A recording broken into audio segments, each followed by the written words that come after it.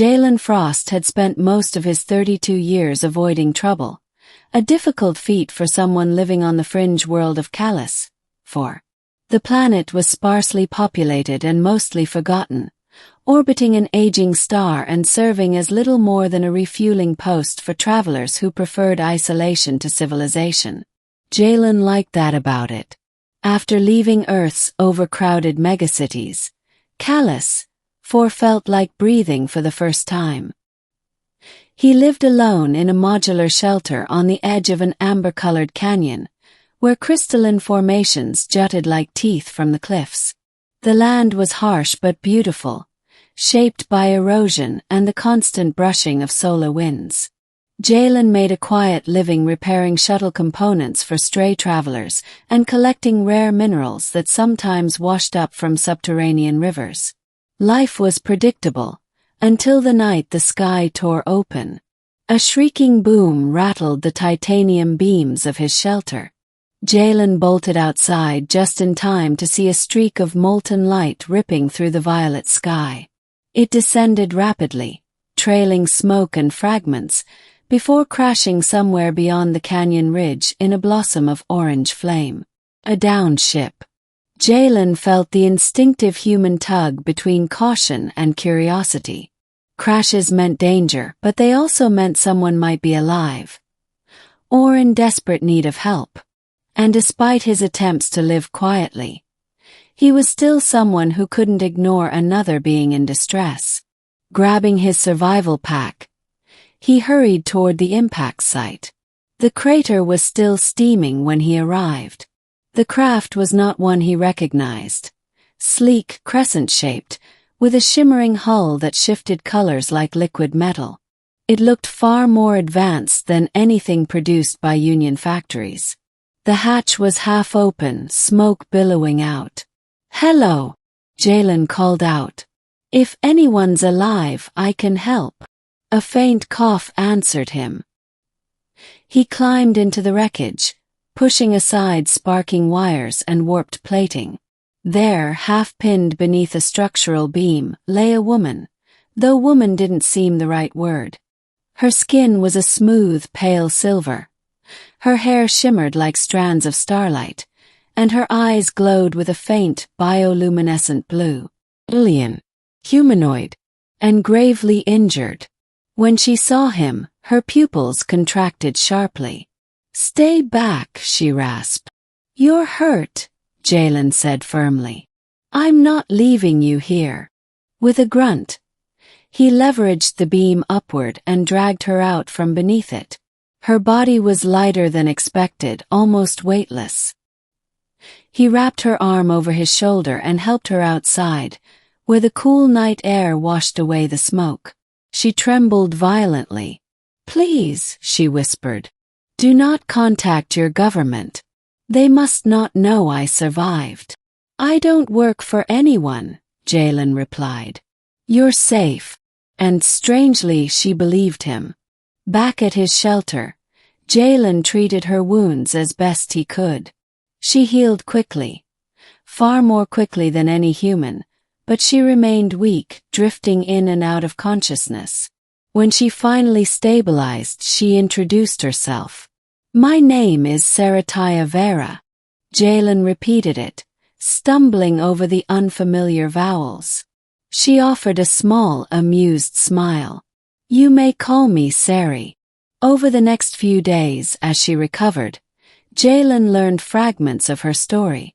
She belonged to a distant empire far beyond Union-charted space. She was traveling alone for reasons she never fully explained, always diverting the conversation when he pressed her. But she was intelligent, brilliant in fact, and seemed endlessly fascinated by everything from his outdated tools to the crackling of his campfire. One evening, while they watched the faint auroras sweeping across the sky, Sari asked him, "Why did you save me? You knew nothing of who or what I was." Jalen shrugged. "Someone was hurt. That was enough." Sari looked at him for a long time, as if studying an anomaly. "In my empire," she said softly, "such compassion is rare. Then your empire sounds like it could use more of it. Her laugh, quiet, melodic, was the best sound he'd heard in years. But on the seventh night everything changed. Jalen awoke to the sound of engines, deep, resonant, and nothing like the shuttles he repaired. He rushed outside. 3 enormous ships descended silently through the clouds, forming a triangular pattern above his shelter. Their hulls matched the color-changing metal of Ceri's craft. Ceri stepped outside behind him, her face drained of color. "They've found me." Troops disembarked in shimmering armor. At their center was a commander who dropped to one knee the moment he saw her. "Your Radiance," he said reverently. "We feared the worst." Jalen's heart nearly stopped. "Your Radiance." Ceri closed her eyes, pained. "I asked you not to address me by title while we stand on a foreign world." The commander hesitated. "Forgive me, but the Empire is in upheaval. Your disappearance has ignited conflict across aligned systems. The Regency Council declared a state of emergency." "Enough." Her voice cut sharply. "I will address the council myself."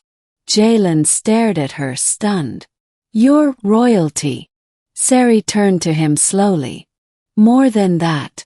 I am the ruling sovereign of the Varen Imperium." The words hit him like a shockwave. He had saved an alien queen. Ceri stepped closer, her luminous eyes softening. "I hid my identity because I wanted time to understand the galaxy beyond my throne, and time away from a court that worships me but does not know me." Her voice grew quiet.